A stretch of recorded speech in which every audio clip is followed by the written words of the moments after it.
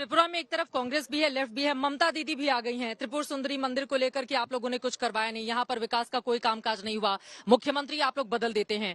तो ममता बनर्जी भी एक बड़ा फैक्टर है, क्योंकि बंगाल में हमने देखा था चुनाव में क्या हुआ था। तो उनका यहाँ पर आ जाना क्या आप लोगों का खेल बिगाड़ सकता है? और ये जो एक छोटी पार्टी त्रिपुरा जो पार्टी है उसके बारे में अगर आप बता पाए, आपको लग रहा है कि जनजातीय समुदायों के मुद्दे को वो उठा रही है, तो ये पार्टी आप बीजेपी को डेंट कर सकती है? देखिए, 2-3 बातें हैं। सबसे पहली बात तो आपने ममता जी की ऐसा है कि हम विजन नहीं दे सकते ना, दृष्टि तो दे सकते हैं लेकिन विजन नहीं दे सकते।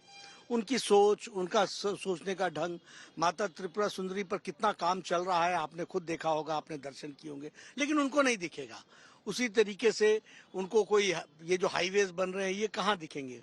उनको कहाँ दिखेगा कि बांग्लादेश के लिए रेल के लिए 980 करोड़ रुपए दे दिए गए और आज कलकत्ता की डिस्टेंस 36 आवर्स से रिड्यूस होकर के 10 आवर्स हो जाएगी। ये उनको कहाँ दिखेगा? उनको कहाँ दिखेगा कि 5 साल पहले, चित्रा जी आप भी आई होंगे चुनाव में, आपने देखा वो छोटा सा एक एयरपोर्ट होता था, आज क्या भव्य एयरपोर्ट बना है और वो राजा साहब के नाम पर उस एयरपोर्ट को समर्पित किया गया है। हमारे इंटरनेट की दृष्टि से कनेक्टिविटी आज आप देख लीजिए, आज आप हमारे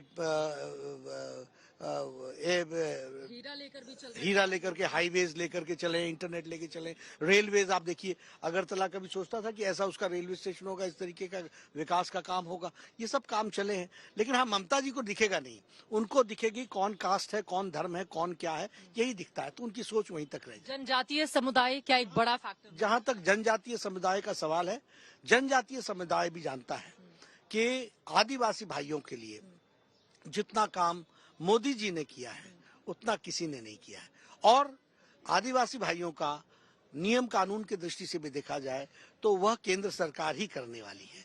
इसलिए आदिवासी भाइयों को भी हमारे ऊपर ही विश्वास है।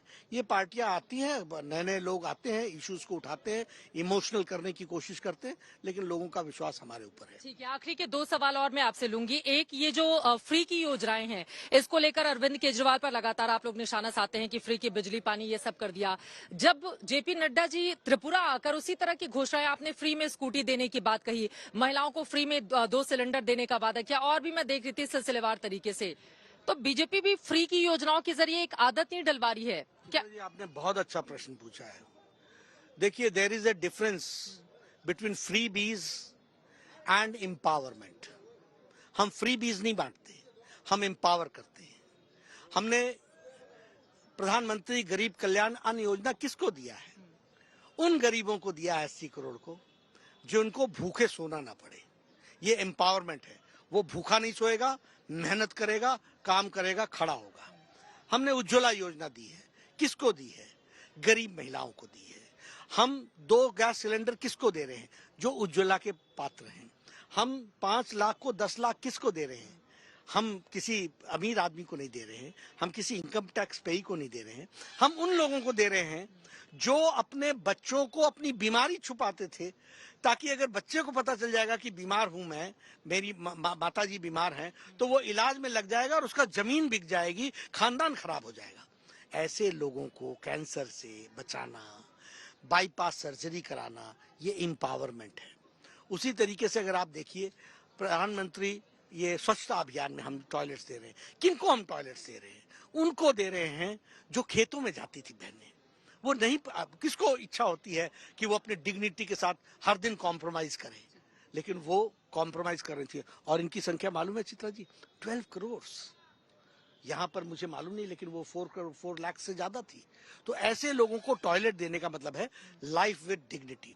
तो हम जो करते हैं, स्कूटी किसको दे रहे हैं? मेरिटोरियस स्टूडेंट को। क्यों? ड्रॉप आउट्स नहीं होने चाहिए। सेपरेट बच्चों के लिए, गर्ल्स के लिए टॉयलेट्स बनने चाहिए। ड्रॉप आउट का कारण क्या था? इनको 70 साल में नहीं पता चला कि लड़कियों के लिए टॉयलेट्स नहीं है, इसलिए ड्रॉप आउट्स हो रहे हैं। उनके लिए हमने सेपरेट टॉयलेट्स बनाए। आज हम उनको, मेरिटोरियस स्टूडेंट्स को हम स्कूटी देंगे।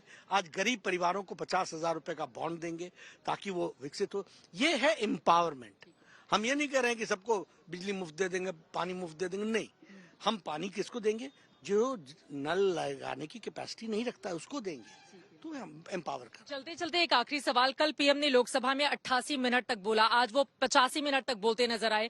बड़े शेरो शायरी वाले अंदाज में आज भी हम सब ने देखा कि कीचड़ में से कमल किस तरह से खिलेगा उसका उन्होंने जिक्र किया।